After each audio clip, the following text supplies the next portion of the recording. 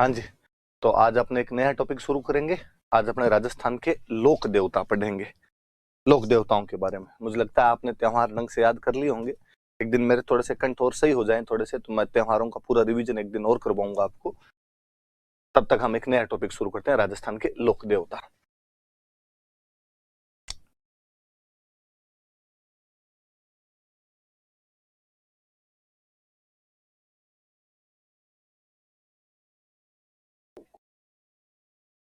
मैं यदि एक सिंपल सा शब्द बोलूं तो मैं कहूं कि लोक देवता ज्यादातर वे लोग हैं जो समाज की भलाई के लिए लड़ते हुए शहीद हो गए थे। ज्यादातर का कह रहा हूं मैं, ना सबका नहीं कह रहा, अपवाद अपनी जगह होते हैं हमेशा। पर ज्यादातर वे लोग हैं जो समाज में लोगों की रक्षा के लिए, गायों की रक्षा के लिए, भूमि की रक्षा के लिए लड़ते हुए शहीद हुए थे।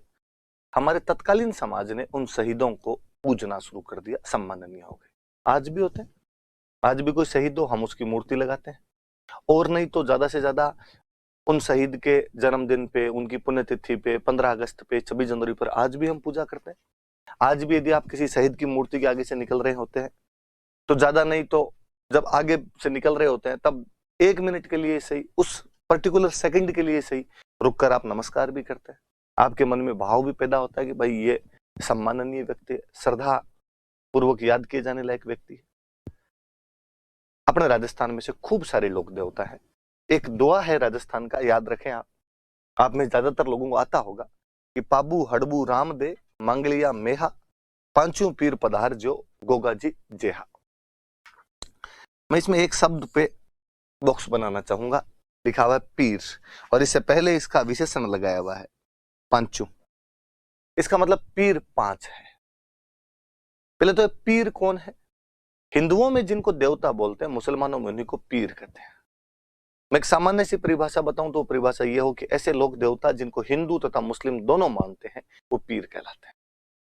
और ऐसे लोक देवता अपने पांच हैं। कौन कौन से? तो हम कहेंगे वो पाबू जी है, वो हड़बू जी है, वो रामदेव जी है, वो मेहा जी है, और गोगा जी। पांच ऐसे लोक देवता है जिनको हिंदू तथा मुस्लिम दोनों मानते हैं, उनको हम पंच पीर के रूप में पूछते हैं। ये पांच पीर है आपने, पाबू जी, हड़बू जी, रामदेव जी, मेहा जी और गोगा जी। अब जब लोक देवताओं की शुरुआत कर रहे हैं तो हम इन पांच पीरों से शुरू करेंगे। इसके बाद और कौन कौन से अपने बड़े बड़े लोक देवता खूब सारे, तेजा जी महाराज, देवनारायण जी महाराज, मल्लीनाथ जी महाराज, तल्लीनाथ जी महाराज, उन तमाम की भी बात करेंगे। यहां से अपने शुरू करते हैं। मैं पाबू जी से शुरू करता हूं आज वाली इस क्लास को। पाबू जी सबसे पहले लिखा पाबू जी राठौड़। एक तो इन लोक देवताओं के बारे में कई बार बहुत सिंपल सी जानकारी हम पूछ ली जाती है। पापा का नाम क्या था, मम्मी का नाम क्या था, जन्म कब हुआ था इनका, ऐसी कई जानकारियां होती, हम वही जानकारियां लेते हैं। मैं यदि कहूं कि पाबू जी, तो मैं कहूं कि पाबू जी का जो जन्म था वो जोधपुर में एक जगह पड़ती है कोल्लूमंड। कोल्लूमंड नाम का एक गांव पड़ता है जोधपुर जिले में, यहां पर इनका जन्म हुआ था। इनके पिताजी का नाम था धांधल जी।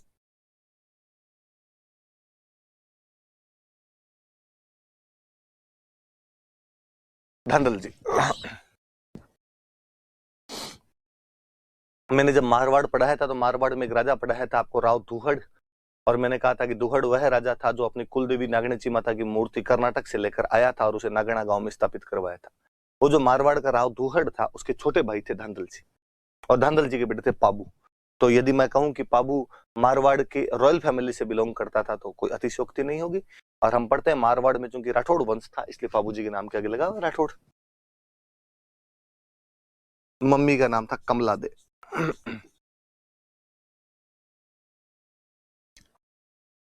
इनकी जो पत्नी थी उनका नाम था फूलम दे, या कई जगह अपने को इनका एक नाम और मिलता, सुप्यार दे। पाकिस्तान में अपने एक जगह पड़ती है अमरकोट। हम पढ़ते हैं कि हुमायूं अमरकोट के वीर साल सोढ़ा के पास में शरण लेता है। उसी प्रकार अमरकोट के एक राजा थे सूरजमल सोढ़ा, ये उनकी राजकुमारी थे।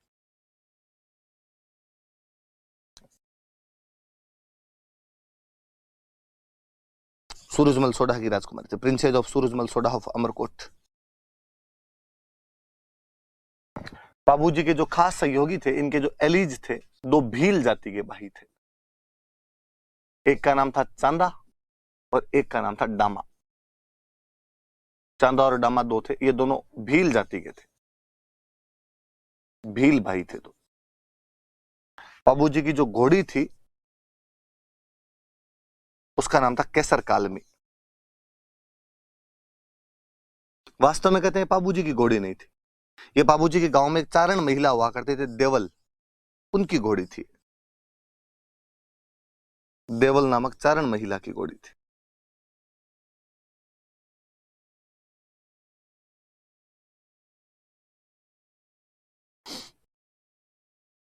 बाबूजी का जो मेला है वो इनके गांव में कोलूमंड में भरता है। चैत्र अमावस्या को ये मेला लगता है।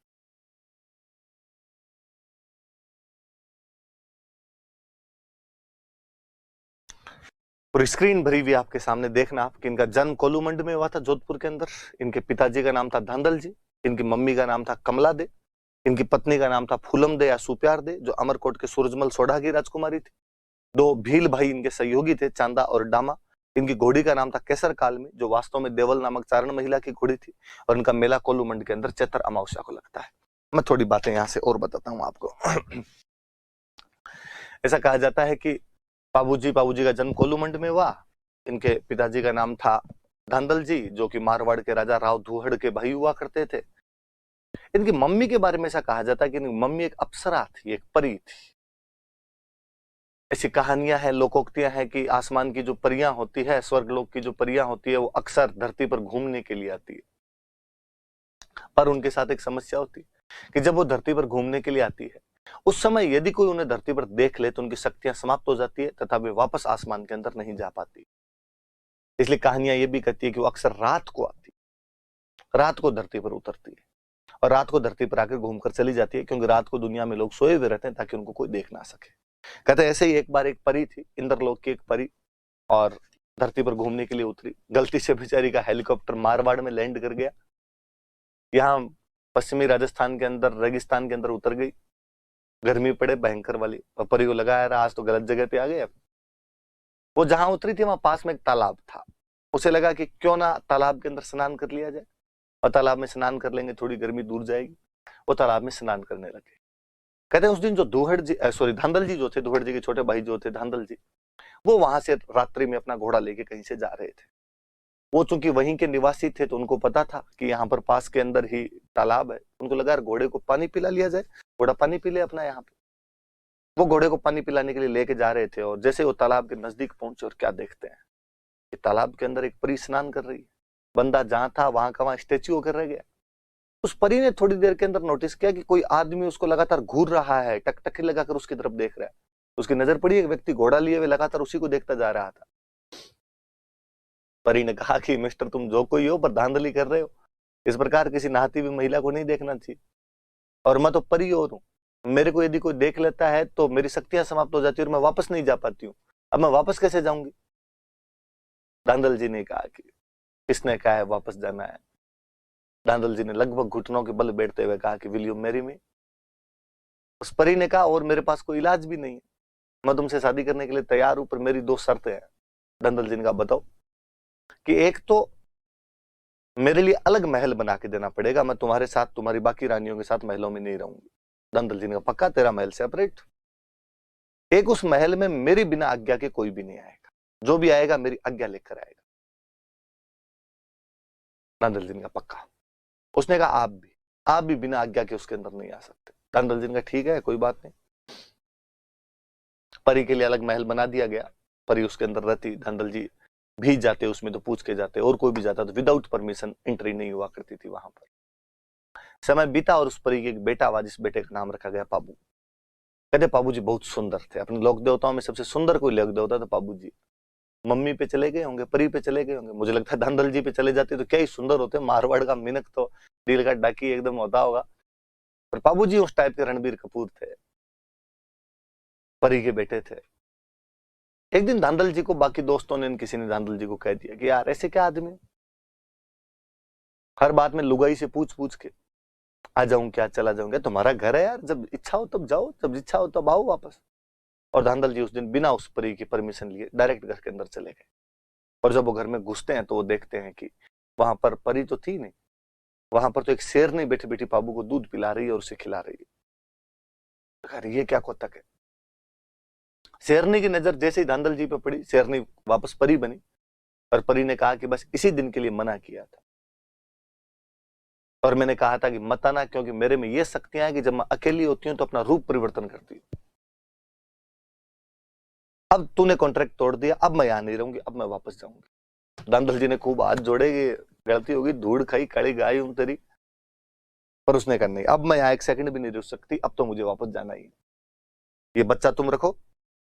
एक माँ की बच्चे के प्रति दो इच्छाएं होती है कि उस बच्चे को दूध पिला के थोड़ा बड़ा करे, बड़ा हो जाए तो उसके लिए कभी घोड़ा बने, कभी हाथी बने, उसे झुलाए खिलाए, पीठ पे झुलाए उसको, कंधे पे झुलाए उसको। पर अब चूंकि मैंने दूध पी के बड़ा तो कर दिया, पर इतना बड़ा भी नहीं हुआ कि पीठ पे झुलाती, अब तुम रखो इसको। कहते हो परी तो चली गई। धांधल जी के एक और रानी हुआ करते थे कमला दे, जिन्होंने बाबू का पालन पोषण किया बाद में। बाबूजी बड़े हुए बेहद सुंदर राजकुमार थे। अमरकोट की राजकुमारी फूलम दे के साथ, आपके सामने नाम लिखा हुआ है, फूलम दे के साथ बाबूजी की सगाई हुई। अमरकोट के राजा सूरजमल सोढ़ा की राजकुमारी थी फूलम दे। कई जगह कहानियों में, किताबों में अपने नाम सुप्यार दे भी आता है। वैसे फूलम दे नाम था, आप तो फूलम दे याद रखें। मुझे याद आता है हम जब पढ़ा करते थे, दिलीप सर राजस्थान जी के पढ़ाया करते थे, तो सर ने कहा कि बाबूजी की पत्नी का नाम फूलम दे था। कोई स्टूडेंट खड़ा हुआ, उसने खड़ा होकर कहा सर पर मैंने एक किताब में सुप्यार दे भी पढ़ा। सर ने कहा हाँ हाँ यार, कई जगह वो सुप्यार दे भी लिखा था, पर फूलम दे याद करना है अपने। तो उसने कहा नहीं सर, सही से बताओ क्या नाम था, फूलम दे था या सुप्यार दे था? सर ने कहा फूलम दे था। फिर उस किताब में सुप्यार दे क्यों लिखा? तो सर हंसते थे कि नाम तो देखो फूलम दे था, पर बाबू गीत गाया करता था कि दे दे प्यार दे सुप्यार दे, अच्छा प्यार दे, तो एक नाम सुप्यार दे और पड़ गया। तो आप भी भाई याद रख लेना। आप बाबूजी के दो सहयोगी थे, उनके नाम थे चांदा और डामा, भील जाति के दो भाई थे। बाबूजी की जो घोड़ी थी उसका नाम था केसर कालमी, जो इनके गांव के अंदर देवल नाम की एक चारण महिला हुआ करती थी, उनकी घोड़ी थी। और इनका मेला कोलूमंड के अंदर चैत्र अमावस्या को लगता है। कहा जाता है कि बाबूजी सगाई हो गई, शादी का दिन आया, बाबूजी तैयार हुए, शेरवानी पहनी, बिनोटे पहने, साफा बांधा, सिर पे कलंगी, तुर्रा, एंटीना सब लगाए, फूटने लगे बाबूजी। ये तो बींद वैसे ही सुंदर लगता है, कोई हो बींद बनता उस दिन सुंदर ही लगता है। बाबू सुंदर थे खुद तो और सुंदर लगे। चांदा और डामा बाबूजी के दो खास सहयोगी, दोनों एकदम अच्छे अच्छे कपड़ों के अंदर राइट लेफ्ट में बाबूजी के खड़े, एकदम दूल्हे के दोस्त दूल्हे के साथ रहे भाई। और चांदा डामा ने बाबूजी अगर बाबूजी यार बाकी सब चीजें जोरदार है, टनाटन है, क्या बींद लग रहे हो, अमरकोट के छज्जे तोड़ दोगे आज। आज आपको देखने के लिए अमरकोट की महिलाएं हवेलियों के छज्जों पर आके देखेगी, दूरबीन लगा लगा के आपको, छज्जे टूट जाएंगे आज, इतनी महिलाएं इकट्ठी होगी। पर यार बाबूजी